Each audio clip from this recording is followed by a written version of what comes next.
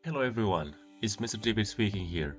In this video, we are going to have a reflection on the first module, the Geology of Indonesia. So, ada 3 poin reflection yang akan kita bahas. The first one is the online discussion forum, posters, and also the guided writing test. Coba kita mulai dari first reflection point, which is the online discussion forum.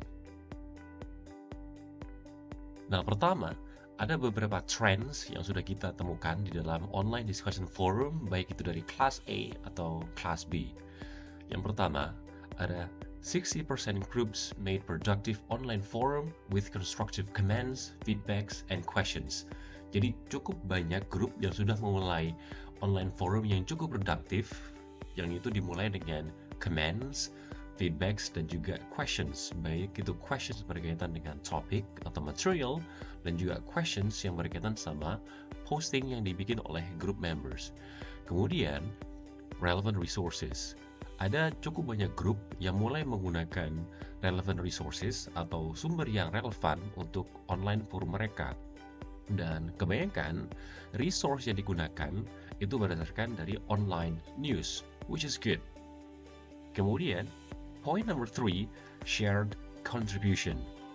Kebanyakan mahasiswa sudah memulai membuat posting yang cukup konsisten untuk memperdalam online discussion forum, dan hanya sedikit mahasiswa yang membuat repetitive postings atau posting yang berulang untuk memberikan konfirmasi dari posting yang dibikin oleh group member atau teman dalam satu grup. And then, point number 4, brief discussions. Nah, kebanyakan kita sudah punya cukup waktu untuk sebuah online discussion forum. Misalkan deadline untuk 1 minggu. Kebanyakan grup hanya menggunakan 1 atau 2 sesi untuk online discussion forum. Okay, so these are the 4 trends in online discussion forum. Nah, sebelum kita memulai membahas tentang apa yang bisa kita pelajari dari online discussion forum, coba kita lihat beberapa top 4 groups dari setiap kelas yang ada. Dari kelas A, kita punya group 2, group 8, group 5, and group 3.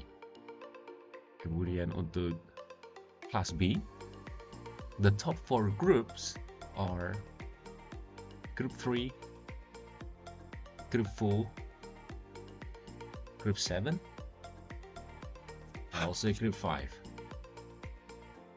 Nah, coba kita lihat apa sih yang bisa kita pelajari dari 8 grup ini dari kedua kelas yang ada. So, the first one is the sooner the better. Untuk mendapatkan hasil discussion forum yang baik, pastikan kita memulai forum lebih awal, karena kita akan punya lebih banyak waktu untuk preparation and also reflection. Semakin awal kita memulai online discussion forum, kita makin punya banyak waktu untuk mempersiapkan materi, kemudian juga postings, dan juga kita punya lebih banyak waktu untuk merefleksikan poin yang akan kita posting dan di-share with other group members. Kemudian number 2, be open. Pastikan teman-teman mulai terbuka. Jadi usahakan raise questions, memberikan pertanyaan, dan juga comments terhadap postings yang dibikin oleh grup atau group members kalian. Kemudian number 3, use multiple resources.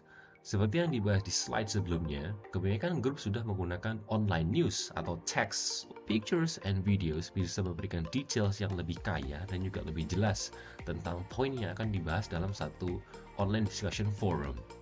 Nah, reflection point yang kedua berkaitan dengan posters. Nah, dalam hal ini, kita akan membahas tentang best practices and inspirations for upcoming projects. Let's give it a go. Okay, so basically, posters itu adalah artistic representation atau representasi artistik dari your group work.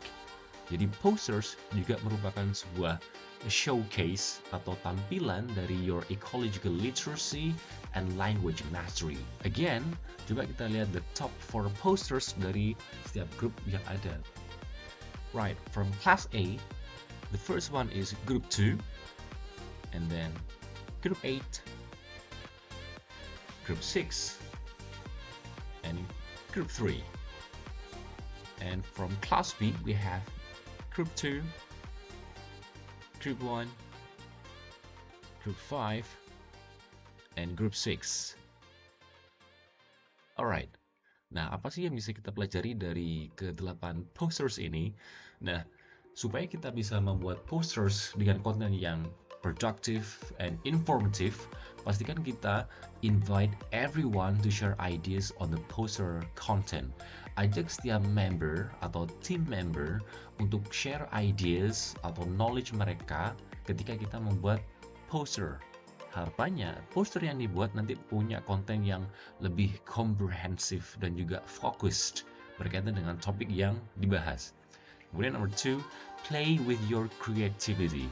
Use relevant visuals to express your ideas. Pastikan teman-teman menggunakan gambar, image, atau photograph untuk merepresentasikan atau menjelaskan ide yang akan dibahas dalam sebuah posters. Kemudian point number 3, sebelum teman-teman membuat posters, pastikan mulai dengan searching informative resources.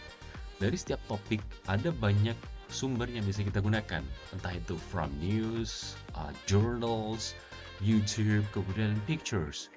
Kemudian number 4, organize the content properly. Nah, pastikan konten atau detail yang ada dalam poster itu diorganisir dan juga ditata dengan baik. And the last one, poin refleksi yang terakhir adalah guided writing test. Apa sih permasalahan umum yang bisa kita temui dan juga gimana strategi yang bisa kita pakai untuk meningkatkan your writing performance. Nah, perlu kita tekankan lagi bahwa penilaian untuk writing itu ada 2. Yang pertama berkaitan dengan eco-literacy, yaitu knowledge about environment and interaction between environment and human, yaitu pemahaman tentang lingkungan dan juga interaksi antara lingkungan dan juga human. Kemudian poin untuk scoring yang kedua adalah language, itu kemampuan untuk mengembangkan, mengorganisir, dan mengekspresikan ide melalui bahasa tulis. Now, let's go to the next slide. Apa sih common problems atau permasalahan umum yang sering kita temui dalam guided writing test yang pertama? First, limited or incomplete ideas. Ide yang biasanya disampaikan teman-teman terkadang cenderung terbatas ataupun incomplete. Okay? Sehingga hanya ada beberapa details dalam sebuah essay. Kemudian, number 2, lack of coherence. Koherensi yang mungkin kurang begitu baik dibangun. So, pastikan koherensi atau hubungan antar kalimat, antar ide itu betul-betul jelas. Kemudian, number 3, unclear written language. Ketika bahasa yang dipakai itu termasuk bahasa yang simple structure atau short sentence, usually it is okay, mudah dipahami. Tapi ketika teman-teman menggunakan bahasa yang atau kalimat yang panjang, maknanya cenderung inaccurate atau unclear. Okay? Now let's try to have a look at these strategies. Apa sih strategi yang kita pakai untuk meningkatkan writing performance? Yang pertama, gunakan pre-writing strategies. Nah, seperti yang dibahas sebelumnya, ada metode yang kita pakai, misalkan seperti brainstorming, clustering, atau questioning yang bisa kita pakai untuk membantu mengembangkan ide. Kemudian number 2, check the logics. Nah, pastikan kita juga menjelaskan logika atau rasional dari argumen yang kita tuangkan dalam tulisan kita. Nah, harapannya ketika kita memberikan penjelasan yang logis, kita juga bisa memberikan clear and complete explanation. Jadi bukan statement yang terpotong tapi nggak dijelaskan sama sekali. Kemudian, use real life examples. Kalau misalkan teman-teman merasa kesulitan mengembangkan ide, boleh menggunakan contoh. Nah, contoh itu akan memperkuat argumen yang kita sampaikan. Number 4, reread your text. Nah, ketika essay itu sudah dibuat atau sudah ditulis, pastikan dibaca kembali atau di-recheck ulang untuk memastikan bahwa tidak ada permasalahan dari bahasa tulisnya. Now, let's go on to the last slide. Nah, di sini kita akan coba lihat satu sampel essay dan kita coba akan bahas bagaimana essay ini bisa diperbaiki atau ditingkatkan kualitasnya. Now, let me show you. This is the real text. Kemudian berikut adalah teks yang sama, cuman Mr. David ketik ulang. Dari satu paragraf ini ada 5 points mengenai strength atau kelebihan yang bisa kita lihat. Yang pertama, relevant main ideas. Jadi ide pokok yang disampaikan itu sudah cukup relevant. Begitu juga dengan details. Details yang disampaikan juga relevant. Karena seperti yang kita lihat, teks ini membahas tentang natural resources in Indonesia. Dan juga poin-poin yang disampaikan berkaitan dengan problems dan juga resource yang ada di Indonesia. Number three, relevant overall organizations. Secara keseluruhan, teks ini sudah punya koherensi yang baik, yaitu dimulai dengan problem, kemudian diikuti dengan solution.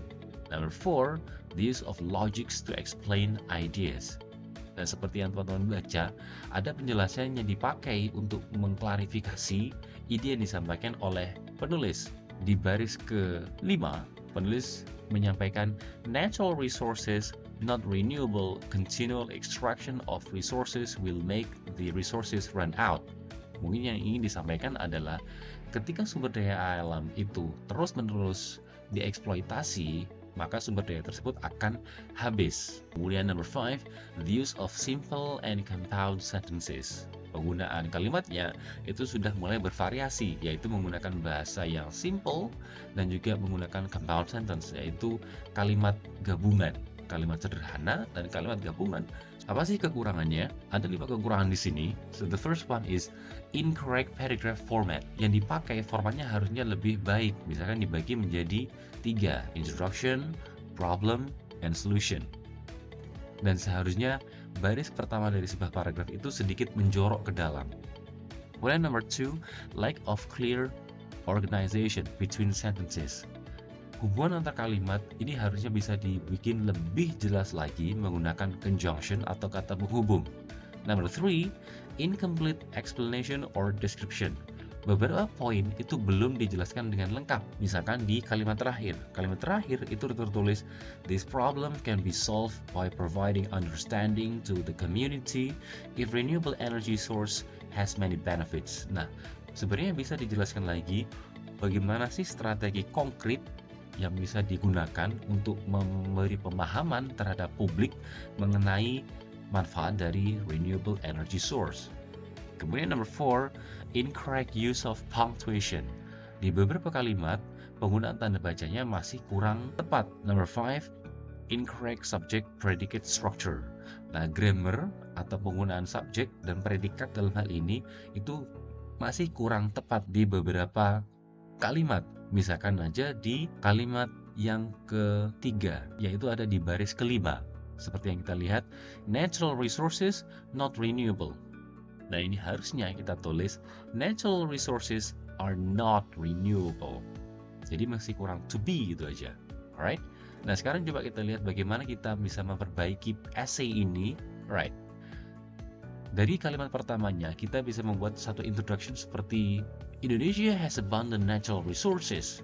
Natural resources in Indonesia can be used for various purposes. For example, industries, transportation, and education. Unfortunately, not all of these resources are renewable. In fact, Indonesia only uses 8% of renewable resources.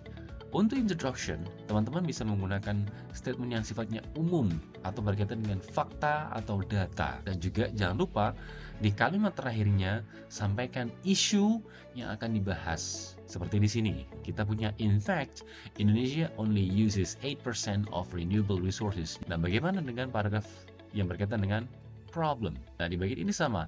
Kita juga menggunakan essay yang sama untuk mengembangkan problem. Problem di sini kita tulis demikian. As an archipelago country, Indonesia has a big amount of renewable resources. However, the country is very dependent on non-renewable resources for such a long time. Kemudian, without the right resource management, the extraction of resources will cause the depletion of natural resources and problems for humans and environment, such as pollution, environmental degradation, and resource scarcity. Di kalimat ini, kita mulai sampaikan masalah apa sih yang muncul ketika kita terlalu banyak menggunakan non-renewable resources. Seperti masalah yang berkaitan sama lingkungan dan juga masalah yang berdampak pada manusia. Seperti pollution, environmental degradation, dan juga kelangkaan sumber daya alam atau resource scarcity. Kemudian, it is truly dilemmatic that public do not see the values of renewable energy and government have not tried to manage renewable energy.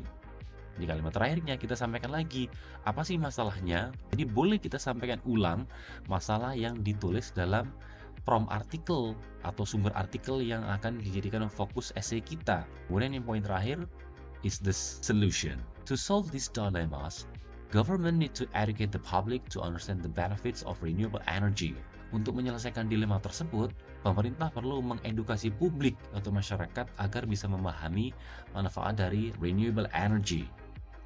And then, this can be done through social media. Kita berikan satu example bagaimana caranya bisa dilakukan atau diwujudkan, yaitu menggunakan social media.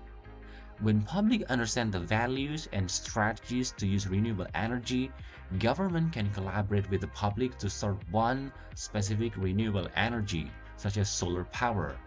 Nah, setelah teman-teman menyampaikan strategi umum yang bisa digunakan, teman-teman bisa mengajukan satu strategi yang lebih konkret tentang energi apa sih yang bisa dipakai atau relevan untuk Indonesia. Misalkan di sini kita menggunakan solar power, atau teman-teman bisa menggunakan energi yang dibahas di kelompok masing-masing.